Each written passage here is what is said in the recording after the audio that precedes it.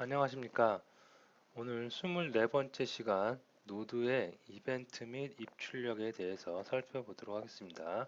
자, 오늘 살펴볼 이벤트, 다음에 파일 입출력, 다음에 URL 객체 이렇게 살펴볼 텐데요. 이 중에서 가장 중요한 건 뭐니 뭐니 해도 이벤트입니다. 자, 모든 프로그램에서 이벤트가 상당히 다 중요한 포지션을 차지하고 있는데요. 특히 노드에서는 이벤트가 굉장히 중요합니다.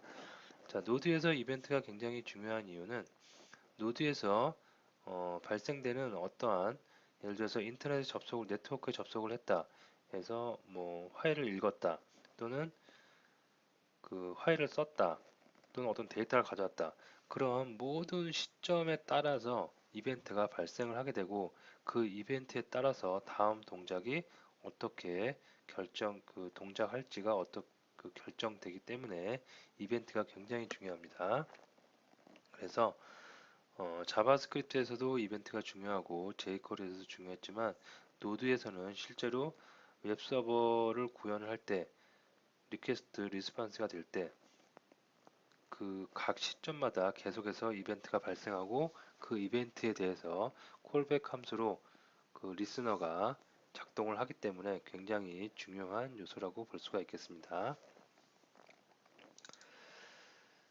자, 노드에서 이벤트를 사용하기 위해서는 이벤트 에미터 객체를 상속받으면 되겠습니다. 그래서 내가 어떠한 객체를 만들었어요. 근데 이 객체에 그 이벤트를 사용하고 싶어요.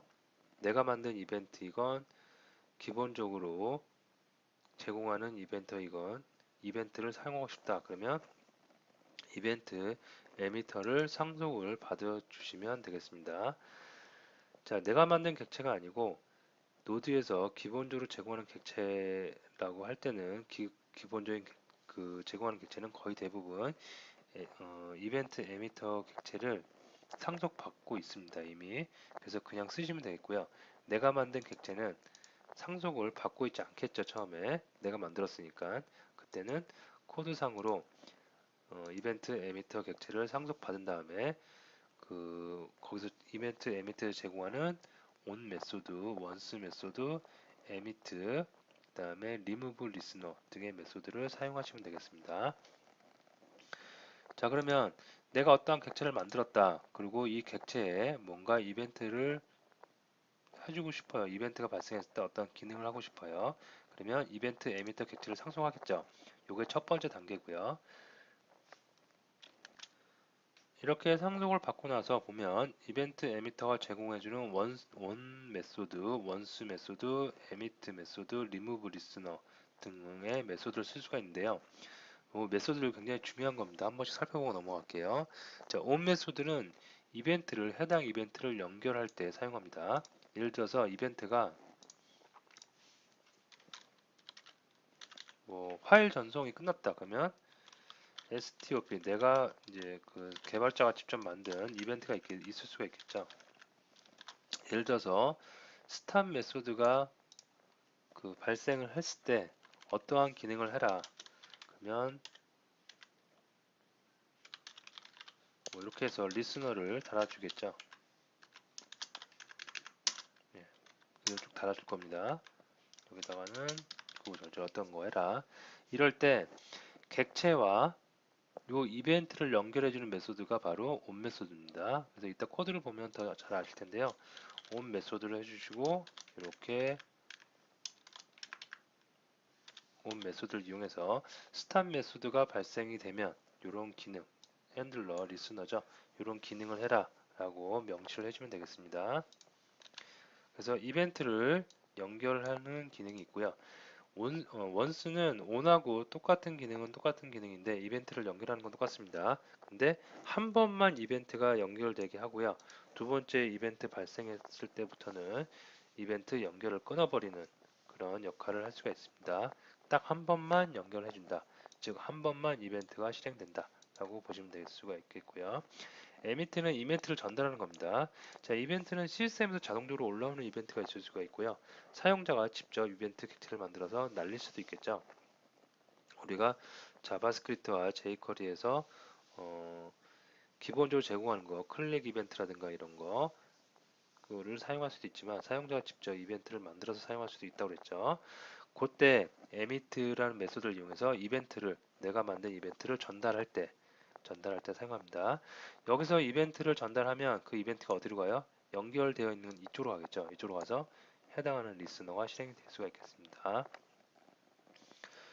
다음에 remove 리스너를 이용해서 이벤트를 해제할 수가 있어요. 그래서 이벤트에 연결되어 있는 리스너를 해제하고자 할 때 사용하는 메소드입니다. 자, 소스를 한번 보도록 할게요.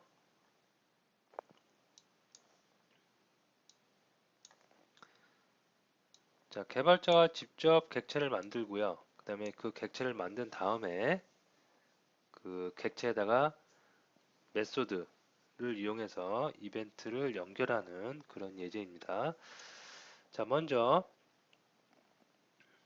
요거는 조금 이따 보고요. 여기서부터 볼게요. 자, require에서 이벤트라는 그 모듈을 사용합니다. 내부 모듈입니다.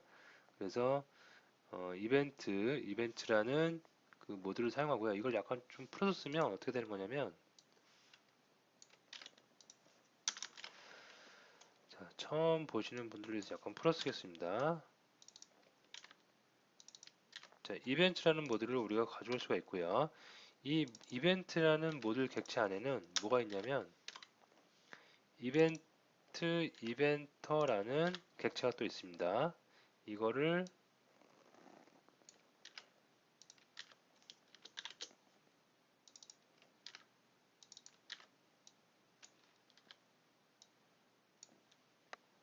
네, 이렇게 담아 넣어도 됩니다.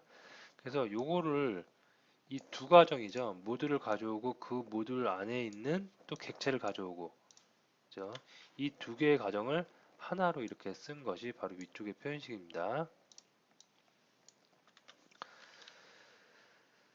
자, 그래서 이벤트 에미터 객체는 아까 장표에서 보셨죠? 내가 만들어 온 사용자가 직접 객체를 만들었을 때 이 이벤트 에미터 객체를 상속받아야지 이런 메소드를 쓸 수 있다고요. 그래서 내가 그 객체를 만들고 그 객체에 이벤트 에미터를 상속받기 위해서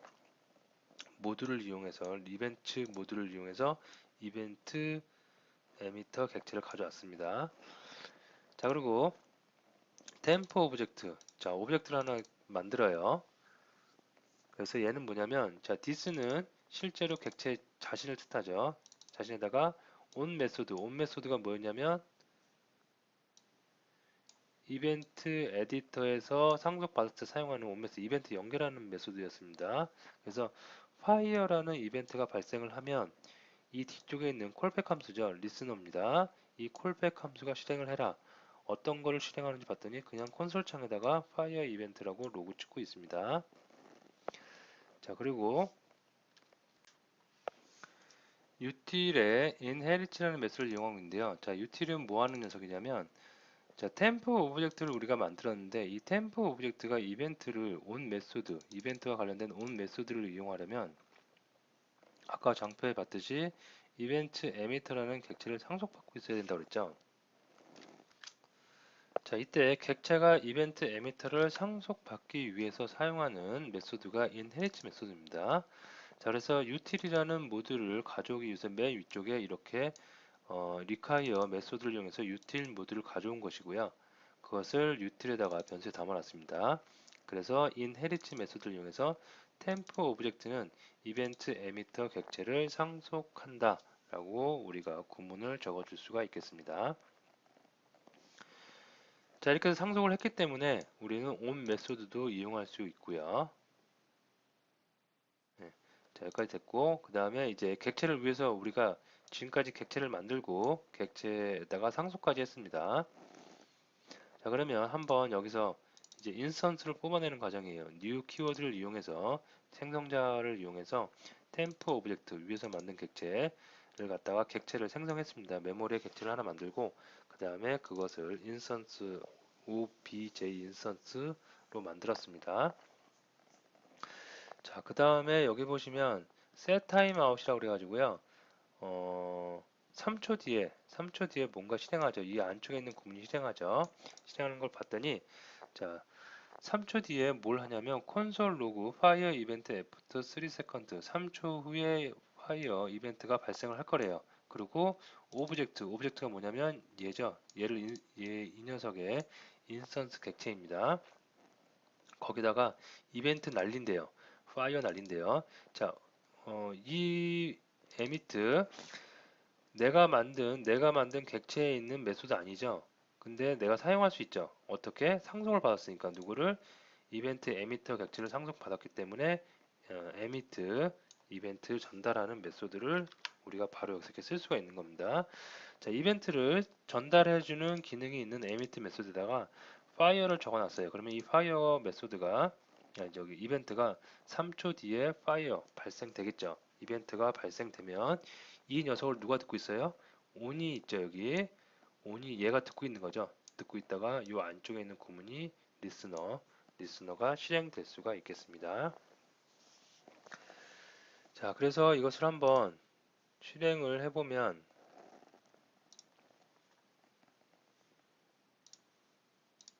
네, 이렇게 되겠죠. 먼저 fire event after 3 seconds 먼저 들어오고요. 그 다음에 이벤트가 전달되고요. 전달된 것을 누가 듣고 있어요? 이쪽에서 듣고 있는 거죠. 듣고 있다가 파이어 왔네. 그러면 나는 이거 실행해야 되겠네. 리스너가 실행될 수가 있겠습니다. 자, 그래서 이벤트는 아까 말씀드렸듯이 노드는 거의 이벤트 가지고 데이터를 주거니 받거니 하는 그 방식이기 때문에 여러분들이 이벤트 잘 알아두시고요. 다음 파일 입출 입력에 대해서 살펴보도록 하겠습니다. 자, 우리가 노드를 처음에 제가 소개해드릴 때 노드의 특징 중에 하나가 노드는 비동기식 프로그래밍의 대표적인 프로그램이라고 그랬습니다. 자, 그래서 파일을 읽을 때 또 이렇게 비동기식으로 읽고 쓰는 리드 파일과 라이트 파일 메소드가 있고요. 동기식으로 리드 파일 싱크, 라이트 파일 싱크라는 메소드가 있습니다. 자, 다시 한번 정리를 해드리면 리드 파일 읽는 거죠. 근데 비동기식으로 읽어요. 일단 파일 어디 가서 읽어라 라고 하고 딴 일도 계속 하는 겁니다. 이것도 마찬가지예요. 어떤 파일을 써요. 어떤 파일에다가 막 뭔가를 써요. 쓰는데 쓰게 하는 일 시켜놓고 프로세스는 계속해서 또 다른 일 계속 하는 겁니다. 자, 동기식은 반면에 비동기식과 다르게 리드 파일 싱크래요. 어떤 파일을 읽기 시작했어요. 그러면 그 파일이 다 읽어지길 때까지 기다리는 거죠. 다른 작업을 하지 않고 그냥 웨이팅 걸리면서 어떤 파일의 내용이 다 읽혀질 때까지 기다렸다가 파일이 다 읽혀지고 나면 다음 작업을 진행을 할 수가 있습니다. 라이트 파일 싱크도 마찬가지죠. 어떤 파일에다 어떤 내용을 쓰고 있어요. 쓰고 있는데 그 쓸 내용이 많아요. 그러면 그 많은 만큼 계속 기다리는 거죠.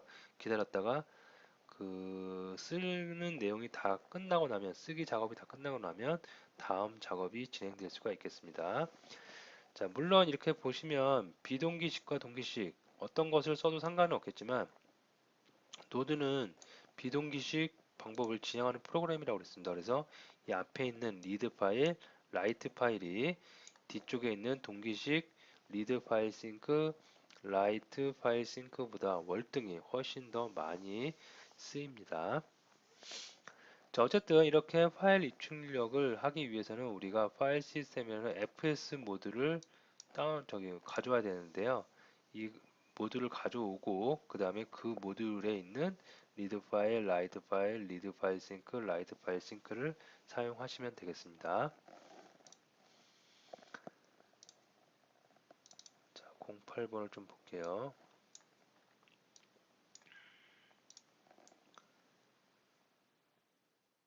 자, 실행을 먼저 한번 해보고 갈까요? 네, 이렇게 나오는데요.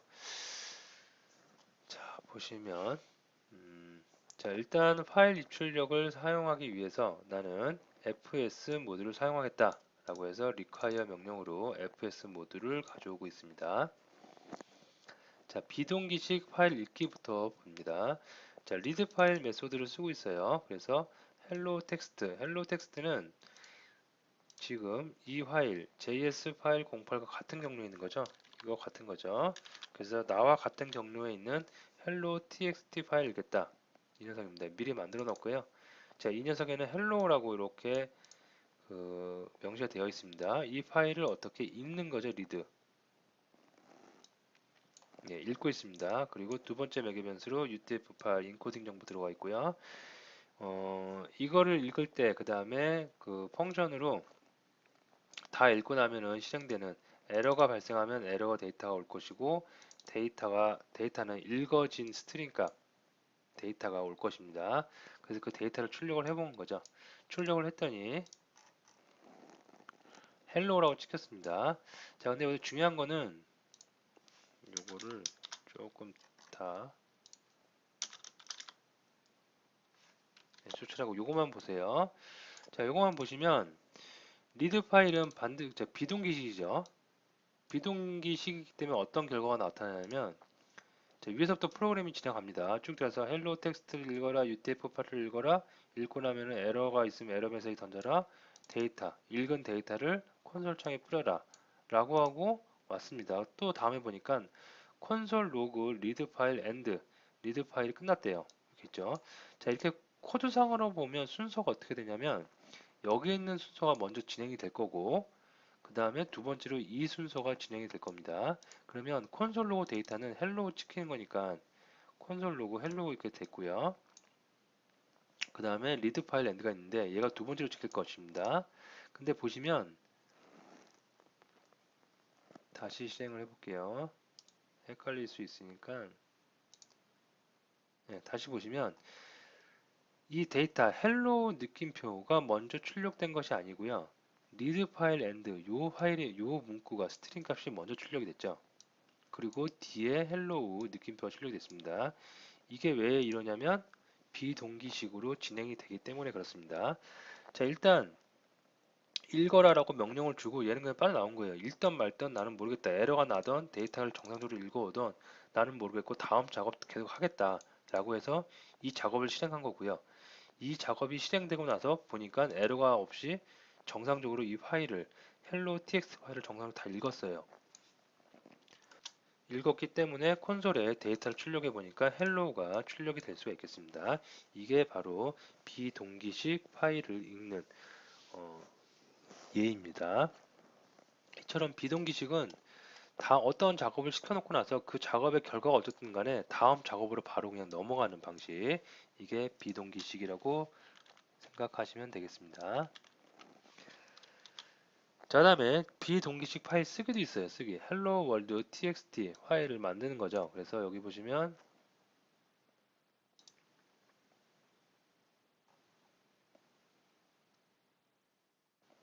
hello world txt에 hello world를 출력을 한다고 되어 있습니다. 이것도 한번 볼게요. 동기식을 다 지우고 보도록 하면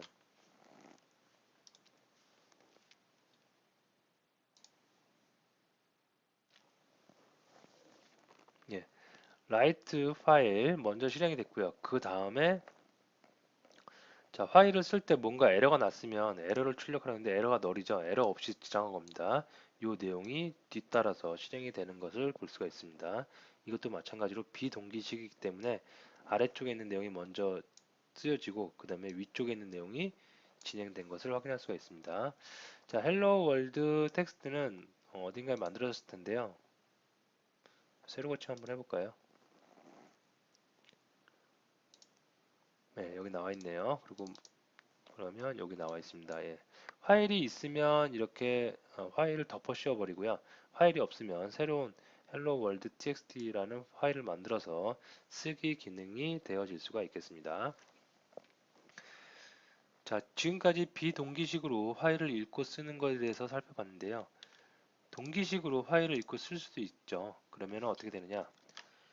메소드는 거의 비슷합니다. 뒤에 싱크만 붙을 뿐입니다. 그래서 hello 있고 이렇게 있습니다. 그러면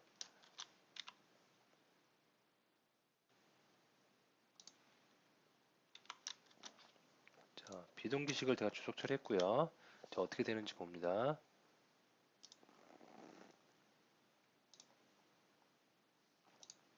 네, 그러면 순서대로 되는 거예요, 그냥.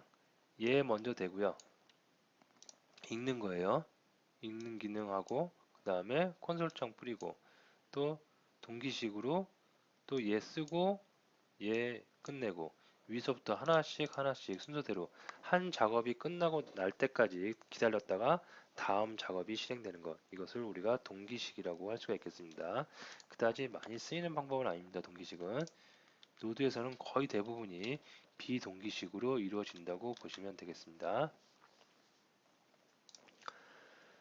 자, 그래서 파일 입출력, 리드 파일, 라이트 파일, 리드 파일 싱크, 라이트 파일 싱크.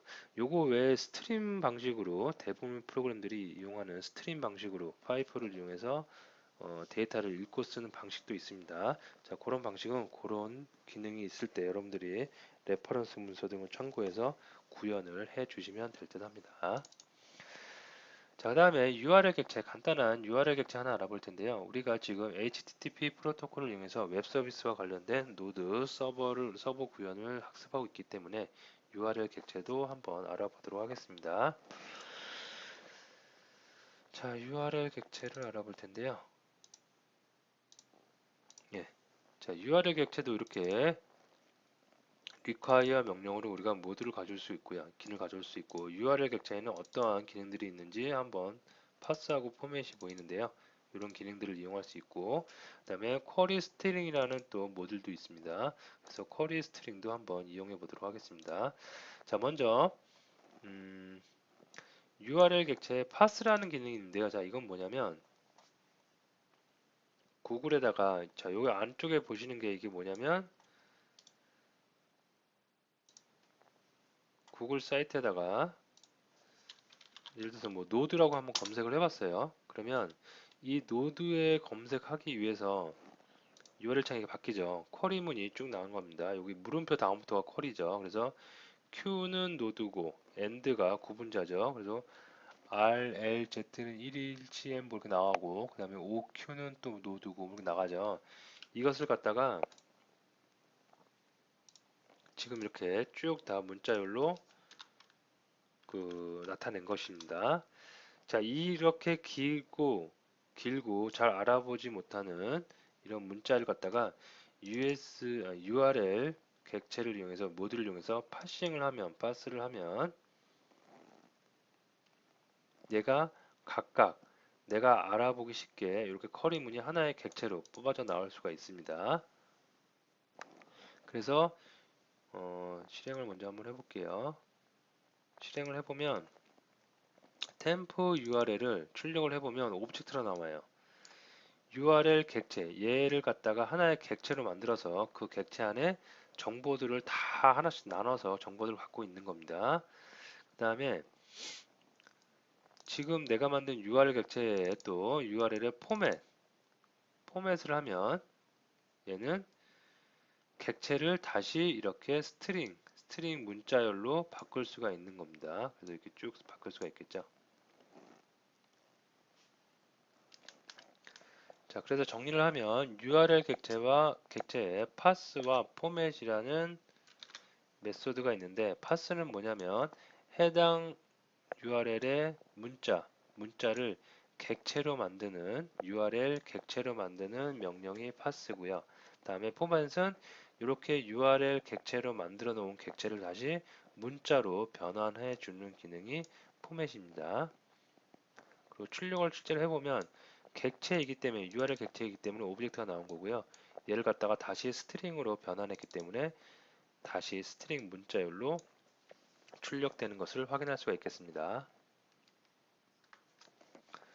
자, 다음에 쿼리 스트링이라는 그 모듈이 있는데요. 쿼리 스트링은 뭐냐면 여기서 이 앞에까지는 도메인이고 이 뒤에부터가 이제 물음표 다음부터가 쿼리죠. 그래서 DCR이 0이고 해서 AND 연산자 구분자를 이용해서 쭉 여러 가지 쿼리가 날아가고 있는데 서버 쪽으로 날아가고 있죠. 이때 서버에서 이 데이터를 받았을 때 이 쿼리만을 갖다가 객체로 바꿔주는 명령, 그런 기능을 하는 게 바로 쿼리 스트링입니다. 그래서 쿼리 스트링에 아까 우리가 URL 객체 만들었죠. URL 객체 점 쿼리를 매개 변수로 넣어서 쿼리 스트링을 파싱을 먼저 합니다. 그러고 나면 각각의 쿼리에 대한 정보를 이렇게 속성으로 뽑아내서 출력을 할 수가 있겠습니다. 그래서 DCR, EIQ 이런 걸 다 출력을 해보니까 이게 출력이 된 거고요. 이렇게 쿼리를 뽑아낸 객체를 갖다가 다시 스트링 값으로 변환하겠다. 그러면 여기 보면 string 파이라는 메소드를 이용합니다. 그러면 내가 여기서 쿼리 여기서부터 시작해서 이거 다 쿼리죠. 얘를 갖다가 객체로 다 이렇게 만들어서 객체의 그 속성을 이용해서 하나씩 하나씩 값을 접근할 수가 있었죠. 이런 객체를 갖다가 다시 이 문자열로 변환을 해주는 명령, 그게 바로 stringify 메소드입니다. 그래서 stringify 메소드를 이용하면 이렇게 쿼리만 문자열로 뽑아낼 수가 있겠습니다. 자, 그래서 URL과 쿼리 스트링 요거 그 종종 쓰이는 객체니까 잘 알아두시면 되겠습니다. 자, 오늘은 노드의 이벤트와 입출력을 알아봤는데 오늘 한 내용 중에 가장 중요한 거는 뭐니 뭐니 해도 이벤트입니다. 이벤트 전달하고 이벤트 연결하는 방법 잘 알아두시면 되겠습니다. 자, 오늘 수업 여기서 마치도록 하겠습니다.